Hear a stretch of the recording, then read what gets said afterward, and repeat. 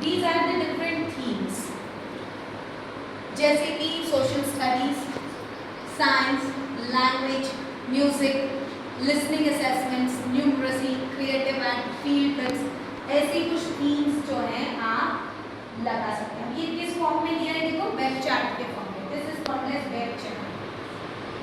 आपको ना बहुत सारे सेंटेंसेस लिखने की जरूरत नहीं है। जब भी आप किसी लेसन को, किसी थीम को प्लान करें ना, ऐसे डायग्रामेटिक, क्योंकि डायग्रामेटिक क्यों बोल रहे हो, आप अभी से डायग्रामेटिक सोचोगे ना, तो आपके बच्चे भी डायग्रामेटिक सोचेंगे, रिप्रेजेंटेटिव वे में सोचेंगे, और वो स्मार्ट थिंकिंग है। अगर आपने नहीं करा ना, आप बड़े बड़े सेंटेंसेस में लेसन प्लान लिख रहे हो, तो वो बच्चों भी वही करेंगे क्योंकि आपके दिमाग में नहीं है। जब तक आप अपने माइंड को क्रिएटिव नहीं करेंगे, तब तक बच्चों को क्रिएटिव आप नहीं कर सकते। राइट? सो इस तरीके की थीम्स आप पूरे लगा सकते हैं। ये यहाँ पर आपको 6 थीम्स दिख जाएंगे, 6-7 थीम्स हैं। आप यहाँ पर पूरे 12 महीने के, वैसे भी 10 महीने स्कूल लगता है, पूरे 10 थीम्स डाल सकते हैं। हर एक महीने हम एक थीम कर दिया, तो depending to your annual plan, ऐसे प्रॉपर थीम ऑर्गेनाइज करके आप इन चीज़ों को सेट कर सकते हैं।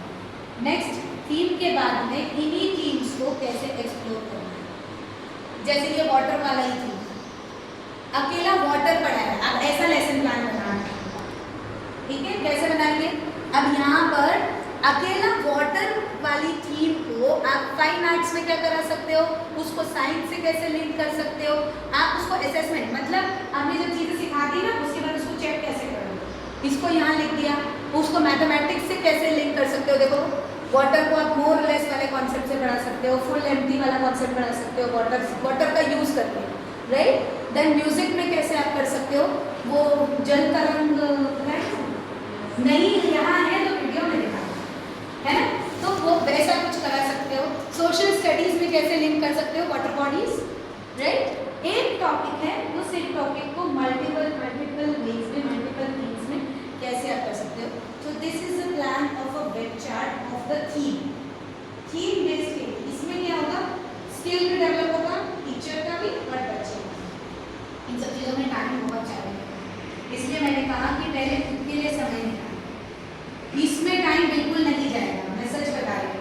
अगर खुद के लिए अगर आपने आधा घंटा दिया ना, आप ये काम छुट्टियों में करोगे, अपने आप दिमाग में आंसर रहेगा। लेकिन अगर आप बोलोगे इसमें इन्वॉल्व हो गए, इसमें टाइम इन्वॉल्व देंगे ना ये सूझेगा ना खुद के लिए time. So try to give time for yourself, and the best way to give time to yourself is meditation. Meditation करो, 3 से 5 बार ओम का उच्चारण का एक नियम बना लो, आप खुद के लिए करोगे, उससे ना किसी और को फायदा नहीं होता, आपको होता है। हाँ, वातावरण में फायदा होता है, जो आपको देखेगा वो उससे मोटिवेट होगा, लेकिन आपको सबसे ज़्यादा फायदा है, आपका जो माइंड है वो सबसे ज़्यादा है ना।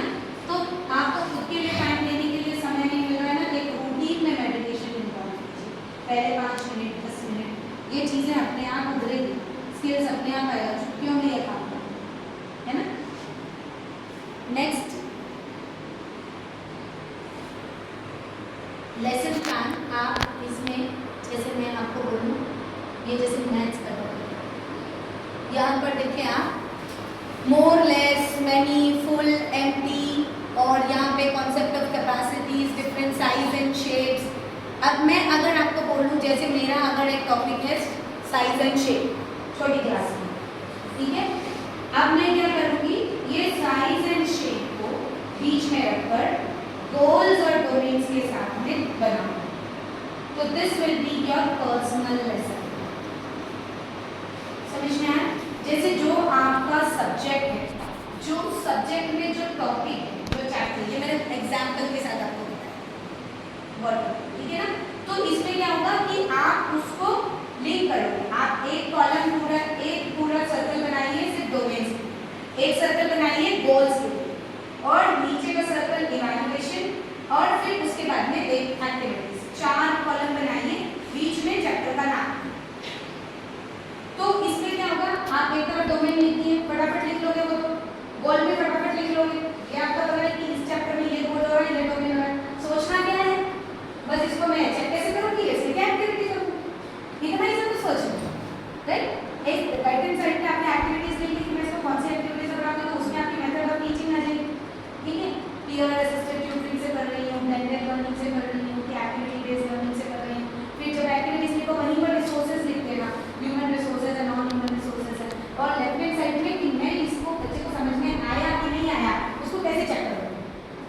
them worksheets, you can give them assessment sheets, you can give them projects, you can give them practicals.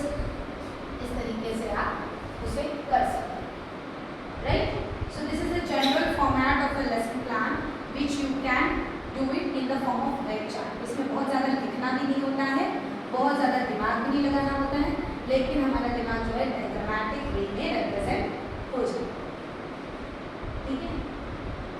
Any questions? इसको कुछ पूछना है?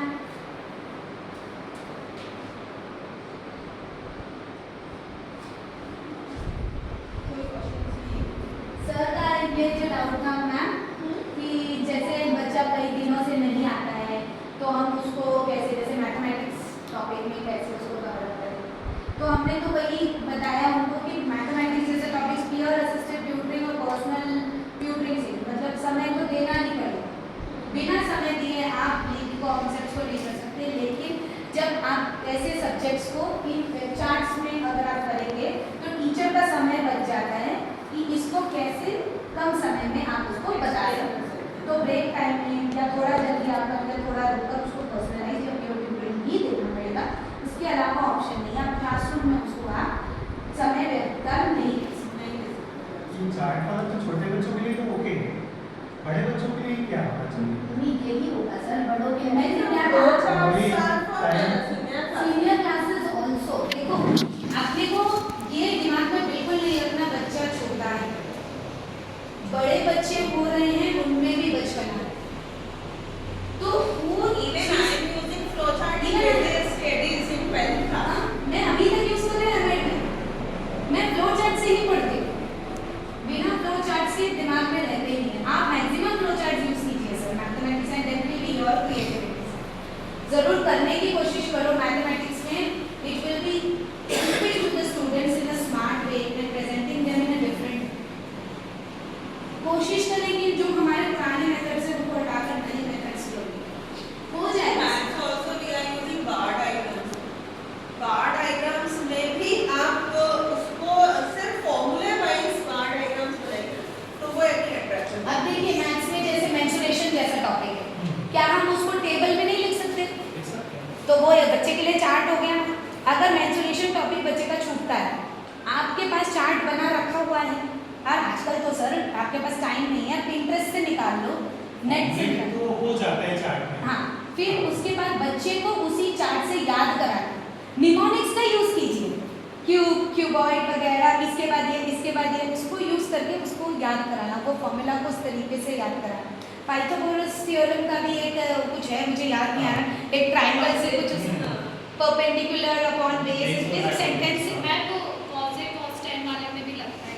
हाँ नहीं, लेकिन उसका एक सेंटेंस है ना, हाइपोटेन्यूज फाइंड आउट करने का 6 7 क्लास में, नहीं उसका एक निमोनिक सेंटेंस है, वो मुझे याद नहीं आ रहा। Perpendicular upon base into height. Ma'am हर बोले और पंडित बद्री प्रसाद। हाँ, पंडित बद्री प्रसाद वाला। हाँ, सो इस तरीके से निमोनिक्स का यूज करके हम बच्चों को करा सकते हैं, तो उससे क्या होगा, इंटरेस्ट भी डेवलप होगी मैथमेटिक्स में। कई बच्चे तो मैथ से डरते हैं भाई, इनफैक्ट मैं मोस्टली फॉर्मूले तो हो जाते हैं, तो चार्ट भी बन जाता है, लेकिन जो क्वेश्चन को समझकर उसको जो फ्रेम करने में बच्चों को काफी दिक्कत आता है। सर देखिए, अगर कॉन्सेप्ट क्लियर है ना तो दिक्कत नहीं है। अब क्योंकि देखो क्वेश्चन हर एक अलग तब होगा जब हाईएस्ट लेवल में कॉम्पिटिटिव के लिए बच्चा प्रिपेयर करता है, लेकिन अगर आप एक कॉन्सेप्ट के जनरल क्वेश्चंस ले रहे हैं तो कॉन्सेप्ट तो सेम ही लगेगा ना सर। वो जनरल क्वेश्चन कर लेते हैं सेम टू सेम, हाँ। थोड़ा सा मेरे बच्चों को थोड़ा क्वेश्चन चेंज करके अगर देना चेंज भी हो जाए तो वो बच्चों तो को पर्सनल ऊपर से क्वेश्चन में जाता है। हमको फाइंड आउट एक्चुअली करना उसका रीजन ये रहता है कि उनके जो जूनियर क्लासेस में उनके जो क्यूरियोसिटीज है ना वो डाउन हो जाता है। आपने फुलफिल नहीं किए, और इवन या तो 6th या 7th क्लास में जब मेन मैथ्स आई, because up to 5th class it is a basic math, yes 6th 7th class में जब मेन मैथ्स आई, जब उनको फॉर्मूलेज या उस टाइम पर उनको मालूम होना चाहिए था what are the rational number, what are the integers, वो उस टाइम पर उनकी फुलफिल नहीं होगी। वो फुलफिल तब जाकर उनके जब जाकर सीनियर क्लासेस में वो इशू सीनियर टीचर्स को करना पड़ता है, आता है बहुत इशू आता है। तो ये शुरू से ही अगर हम करेंगे, ये कॉन्सेप्ट अगर हम शुरू से ही उनकी क्यूरियोसिटी को करेंगे तो आगे जाकर ये इतनी दिक्कत नहीं आएगी। लेकिन ये है कि अभी उस पर कैसे करें, क्योंकि ये चीज़ हुआ नहीं है। तो अभी उसमें बस टीचर को यही मेहनत करनी पड़ेगी कि हर एक चैप्टर, हर एक टॉपिक पे आपको कुछ ना कुछ इनोवेटिव वे फाइंड आउट करना पड़ेगा। अभी तो मैंने आपको सिर्फ मेथड्स और टेक्निक्स बताई कि क्या क्या हैं। अब आपको अपना दिमाग लगाना पड़ेगा कि इस चैप्टर को कैसे मैं इनोवेटिव बना सकती हूँ, कैसे मैं इनोवेटिव कर सकती हूँ। उसमें थोड़ा सा अभी आप लोग आएंगे ना छुट्टियों में, और गर्मी की छुट्टियों में भी अगर कुछ फंक्शंस प्रोग्राम हो उनका समय देने के बाद में 1 घंटा ज़रूर अपने लेसन्स को दीजिए कि आपको पता चलेगा, आपका समय बचेगा क्लासरूम में। And I want that teachers must enjoy in the classroom. Teachers के ऊपर ना प्रेशर नहीं होना चाहिए। प्रेशर आपको स्कूल में ना, मैं सच बता रही हूँ, कोई नहीं देता, हम खुद देते हैं।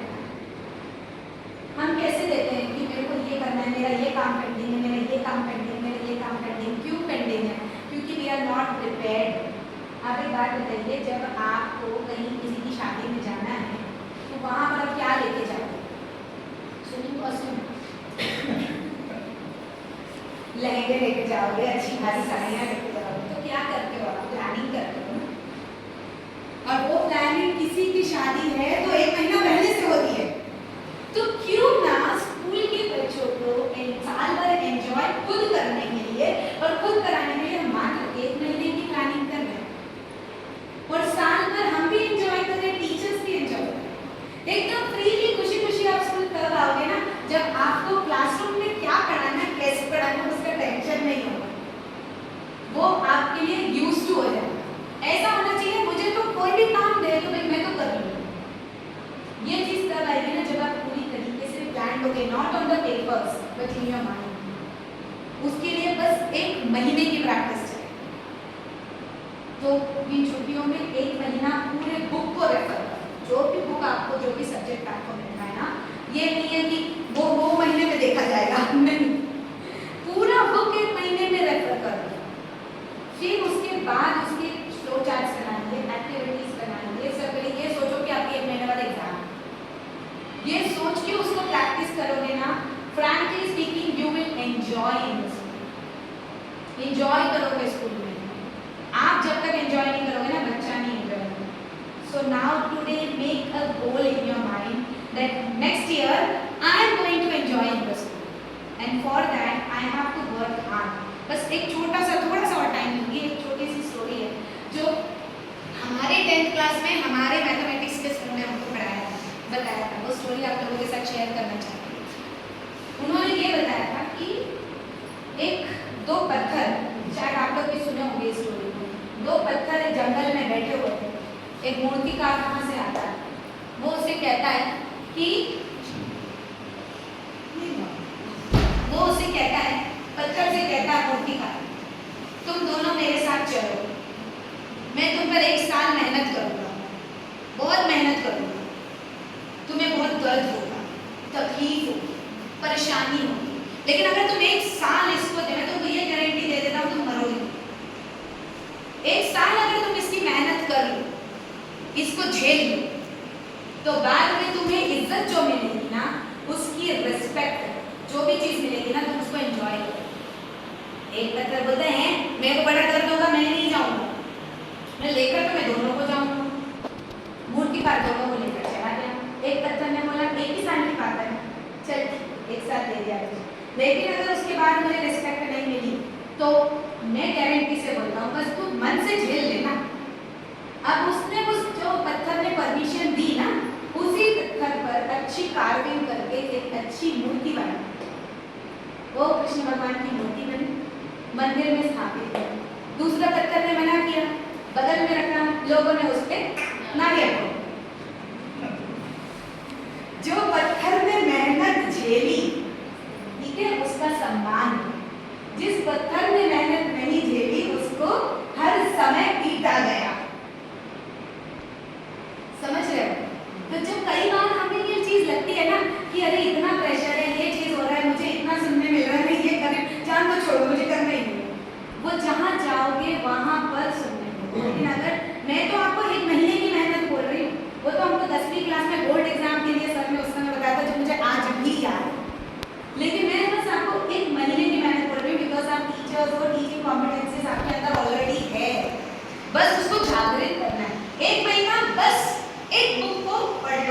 का एक सब्जेक्ट है, उस एक बुक को पढ़ लो, एक महीना प्रॉपर चार्ट्स बना लो, फ्रेम कर लो, सिर्फ उसको क्लास में जाने से पहले देख, बस you will enjoy the whole classroom. और बिना बुक के पढ़ाना है, ये टारगेट बना के रख लोगे ना, तब पढ़ोगे और फिर देखना उस साल आपको कितनी रिस्पेक्ट मिलती है क्लास में।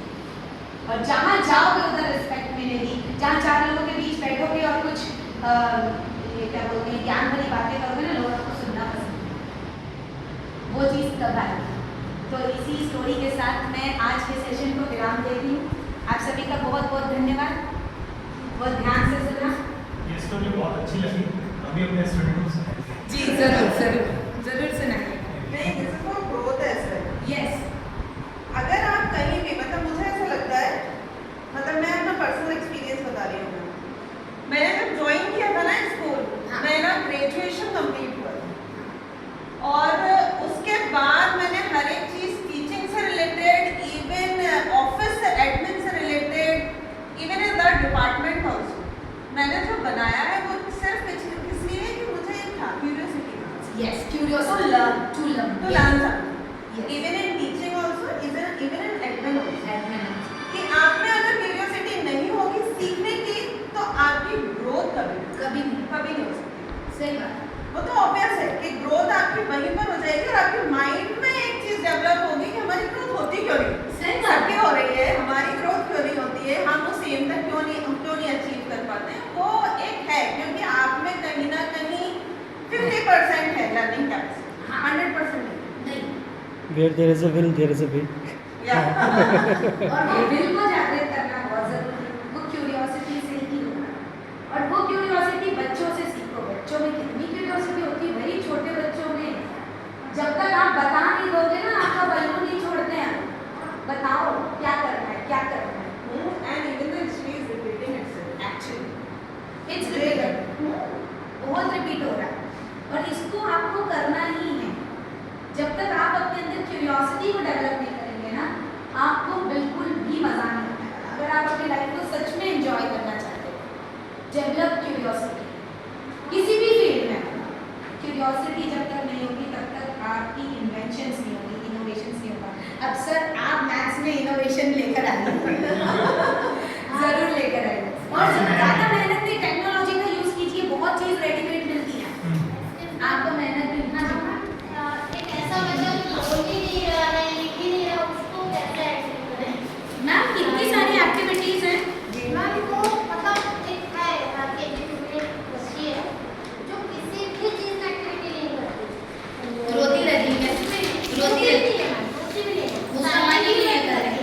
आप साइलेंटली बैठ रहती है एंड पेंसिल उसको ऐसे पकड़ के दे दो, काम दे दो उसको, तो वो मैम ऐसे से ऐसे नहीं करेगी। वो उसका इसमें मन नहीं है, आप उसको माइंड डाइवर्ट कीजिए, गेम, प्ले वे मेथड या एक्टिविटी में।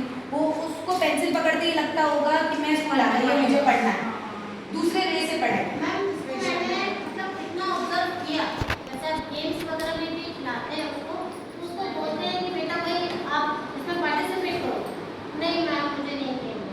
तो आपने फाइंड आउट करने की कोशिश की उसकी इंटरेस्ट कहाँ है, मैम उसकी मदर से पर्सनली मदर से भी बात की, उसकी मदर ने बोला कि घर में भी मैम ये ऐसे ही है। ओके, और उसकी जो एक्चुअली वो वन चाइल्ड है, Single child. और जो सिंगल चाइल्ड है एंड जो उसकी कजन है वो बहुत एक्टिव, उसके घर में रह रही है और पेरेंट्स ये बोल रहे हैं कि उसके मदर फादर पढ़े लिखे इसलिए वो एक्टिव है। हम लोग पढ़े नहीं लिखे मतलब आप जैसे बोल रहे हो वो सिंगल चाइल्ड है, फिर एक Cousins का अच्छा joint फिर है जॉइंट फैमिली है। नहीं, तो जॉइंट फैमिली में then she will not be a single child. वो होता है जो आप एक साथ ही अकेला रहे। और नहीं, जो डरी सी रहती है उसको पर्सनली नहीं, तो ये प्रॉब्लम बच्चों को ये प्रॉब्लम बच्चे का नहीं है, ये problem at the time of pregnancy हो सकता है। The mother was in this stage, तो उसको वहाँ से उभरने के लिए थोड़ा सा समय लगेगा, आपको उसको इन्वॉल्व करना पड़ेगा। अगर ये एनवायरनमेंट का इफेक्ट भी उस पर नहीं पड़ रहा है ना, during pregnancy the mother may have been very much frightened या कुछ ऐसा, उसका वो इफेक्ट पड़ता है। और उसको इन्वाइव और इन्वॉल्व करने के लिए आपको ये फाइंड आउट करना पड़ेगा क्या चीज़ में इसकी रुचि है। वो बोलती है क्या कि उसको क्या पसंद है? वो मैम नहीं होती है। वो मेरे पास आती है, बोलती है मैम मैं आई गो टू टॉयलेट, मैम मैं ड्रिंक That means बाहर जाना है। जाना, बाहर जाना। होती है। इसके अलावा मतलब क्लासरूम से बाहर जाना मैम पसंद। आई हैव डन, क्योंकि उसका वर्क कंप्लीट हो नहीं पाता है या मुझे नहीं आ रहा है, ये चीज भी नहीं होती है। मैं तो चाहूंगी उसके बगल में बैठूंगी, तब बोलूंगी बेटा क्या प्रॉब्लम आ रही है आप मुझे बताओ। नहीं तो वो एक्चुअली क्या है ना, मुझे ऐसा लग रहा है कि वो अपने आप को बंधन में महसूस करे, उसको थोड़ा सा एनवायरमेंटल टच देना जरूरी है। एनवायरमेंटल टच देना ज़रूरी है, और एनवायरमेंटल टच के लिए हमें एनवायरमेंट रिलेटेड एक्टिविटीज़ करानी पड़ेगी। जो एनवायरमेंट रिलेटेड एक्टिविटीज़ है सबको कराओ, और वो जब सबको कराओ उसमें उसको ऑब्जर्व करो कि वो क्या कर रही है। लाइक यहाँ पर है ना, जैसे सब्ज़ी वगैरह का स्टोर लगा दो, जैसे सब्जियाँ आप लोग अपने लिए भी खरीदते हो गए, एक दिन ला के इधर रख दो। और प्री स्कूल बच्चों, आप भी प्री स्कूल टीचर हो? जी। हाँ, तो प्री स्कूल बच्चों को लाइन से लेकर आओ। आज है ना ग्रोसरी स्टोर है, सबको उधर लाइन से लेकर आइए, और फिर देखो कि उसका क्या एनवायरनमेंट है, कि भी ये इसको बॉटल गार्ड बोलते हैं, इसको बिटर गार्ड बोलते हैं, क्या बोलते हैं, फिर उसका नाम लो, और ज़्यादातर नाम ले लेके बात करो उससे। एटलीस्ट अभी 26 जनवरी को उसको डांस में भी पार्टिसिपेट करवाया मैंने, तो करो। उसने तुरंत मना कर दिया था, नहीं मैम मुझे डांस नहीं करना। मैंने उनकी मदर को पर्सनली बोला कि आप इसको पार्टिसिपेट करवाइए, उन्होंने बोला वो नहीं करना चाहती। मैंने बोला ऐसे कैसे नहीं करना तो चाहती? किया उसने कुछ? मैंने किया, बट जो बिना action मन के। मैंने- हाँ बिना मन के। बार-बार कहूँगा उसको मैंने। मेरी प्रॉब्लम यही है, वो प्रेगनेंसी के दौरान वाली अवस्था है, हाँ। वो वही अवस्था है, और उसमें उसको उनको special समय talent भी नहीं बोल सकते। नहीं, अच्छी है, special वो नहीं। बच्ची अच्छी है, सब कुछ मतलब एक ऐसा लगता है कि डरी हुई है। बंधन है, उसको ऐसा बंधन लगता है कि मैं बंध के आ गई हूँ। She does not wants to open. क्या आप लोग छोटे बच्चों को भी मेडिटेशन कराते हो क्लास में? मेडिटेशन नहीं, करवा के देखो एक बार क्लास में। एक्टिविटी करवाते हैं, पीटी करवाते हैं। नहीं, क्लासरूम में ना क्लास शुरू होने से पहले आप 2 मिनट्स के लिए, बच्चा भले आँख खोल के करे, छोटा बच्चा है भले आँख खोल के करे, but at least close your eyes and think about. और छोटे बच्चों को मेडिटेशन में है ना, कोई एक टॉपिक दे दो, लाइक आज आप लोग पैरेट के बारे में सोचो, तो उनके माइंड में पैरेट कैसा कलर क्या होता है, क्या करता है, कैसी आवाज़ करता है, ऐसे रोज एक कोई नई चीज़ आँख बंद करके वो चीज़ें सोचो। तो ये चेक करो कि वो इमेजिनरी वर्ल्ड में जा रही है कि नहीं। तो मतलब उसका थिंकिंग डे चालू होगा शायद, मे भी तो स्पीक पे भी आए तो ये दूसरे एक्टिविटीज़ की तरह सोचो, और वर्क तो वो नहीं करेगी अभी, आपको उसको दूसरे डे हाँ, एक्चुअली उसका प्रॉब्लम ये भी है कि उसने नर्सरी पढ़ी, और नर्सरी पढ़ने के बाद डायरेक्ट KG 2 में आ गई। KG 1 उसने नहीं पढ़ा।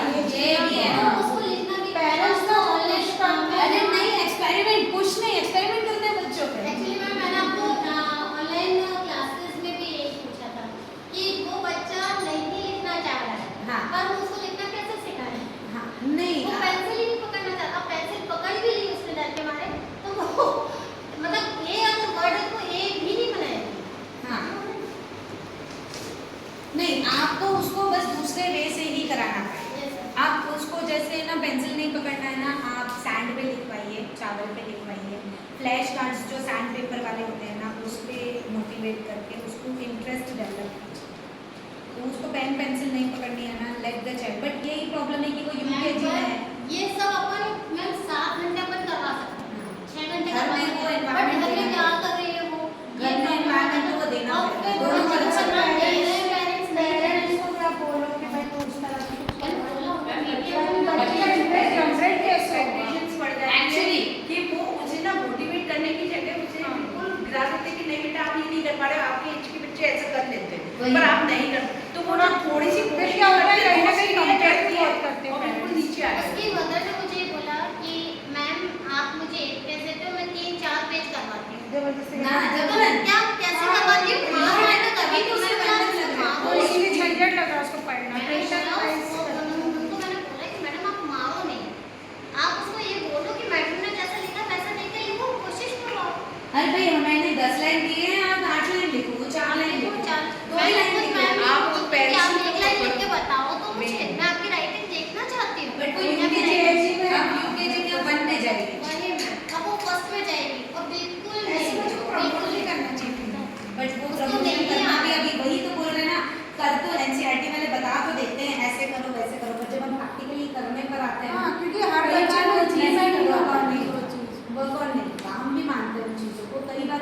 और में होगी, दोनों तरफ से, बट उसका यही प्रॉब्लम होगा मैम ड्यूरिंग प्रेगनेंसी उनकी मदर प्रैक्टिकल करने में और बोलने में जमीन आसमान का अंतर आ जाता है। हम आपको जो हम लोगों को टीच कर रहे हो, बट वही चीज़ अगर हम बच्चों को टीच करेंगे, बच्चे नहीं करेंगे, नहीं कर बच्चे सकते, एकदम से नहीं करेंगे। बच्चों को हमें कंटिन्यूएशन में 1 मंथ करवाना पड़ेगा वो चीज़, कंटिन्यू कराना पड़ेगा, तब वो चीज़ होगी। तब वो चीज़ मैम जब तक तब भी वो वो लेके आते हैं ना अभी तक, तब तक वो कोर्स कंप्लीट कोर्स कंप्लीशन का टाइम नहीं, तो कोर्स कंप्लीशन के लिए तो बेसिकली आप वो कोर्स में अपने मेथड्स को ही डालें। कोर्स कंप्लीशन में बिल्कुल ये वाले एस्पेक्ट्स मत रखिए कि ये लिखवाना है, कि ये करवाना है, कि ये ऐसा। मैम एक्चुअली सही अगर मायने में देखा जाए तो आप केजी 2 का ही सिलेबस उठा के देखो, कोर्स बहुत है, बच्चे को कुछ नहीं आता, बच्चा नेल आता है केजी 2 में। नर्सरी में थोड़ा बहुत सीखा, केजी 1 में थोड़ा बहुत सीखा, अब मेरे पास केजी 2 में जब बच्चा आएगा तो मैं उसको तैयार केजी 2 की क्यों तैयारी करूँ? तो बच्चे के ऊपर प्रेशर आता है, प्रेशर से बच्चा या तो घबरा जाता है या रोने लगता है, वो सीखता नहीं है, चीज़ सीखता नहीं है। तो ये प्रैक्टिकल मैम मेरा अपना है, क्योंकि मेरी अभी सिस्टर की बेटी है, वो खेल खेल में टाइम आप रियलिटी मैं मतलब नर्सरी क्लास में और जी उसको बनाना नहीं आता है, तो ए से एफ तक वो पूरा लिख देती है कलर्स में, मगर जी बनाना नहीं आता क्योंकि मम्मा वो बाद में मैंने बोला बेटा आप जी बनाओ, इस कलर से बनाओ, इसके लिए कलर करता है, जी कलर से बनाओ। हाँ मैंने कलर ही हटवा दिया, मैंने बोला आपको क्रेयॉन्स अच्छा नहीं लगा, स्केच से बनाओ, बना लिया। ब्रश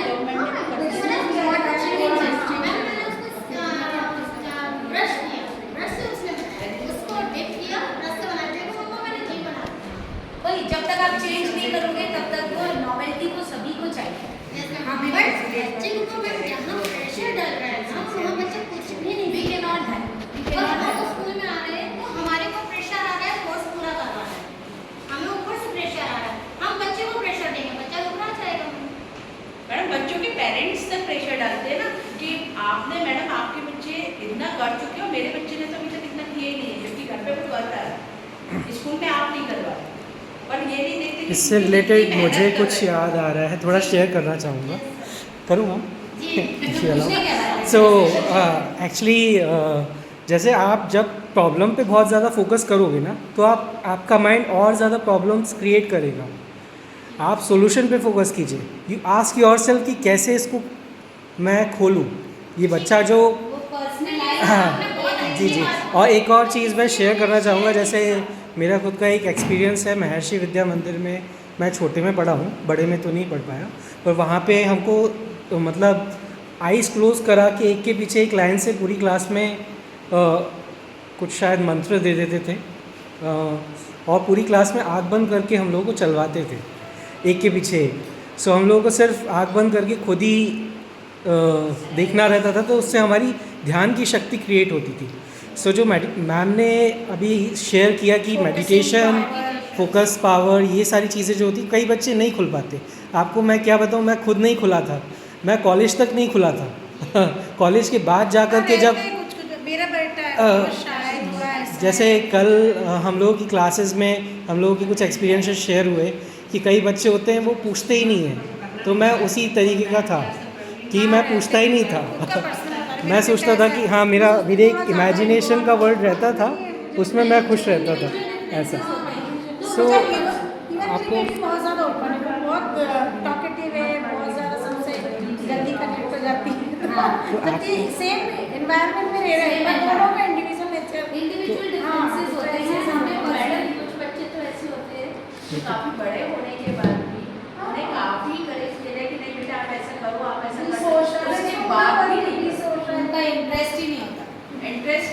मैडम बस आपने एक साल जैसे आप पीछे रह गए अपनी क्लास में, बट आपको टीचर सपोर्ट कर रहे हैं तो आपको आगे बढ़ने की कोशिश करनी चाहिए। वही क्यूरियोसिटी करते ही नहीं है, वही क्यूरियोसिटी की कमी है जो शुरू से नहीं रही है। क्यूरियोसिटी बच्चे के अंदर है। हम यहाँ पे बैठे आपको टीचर ने बुलाया तो आप उठ के भी नहीं गए,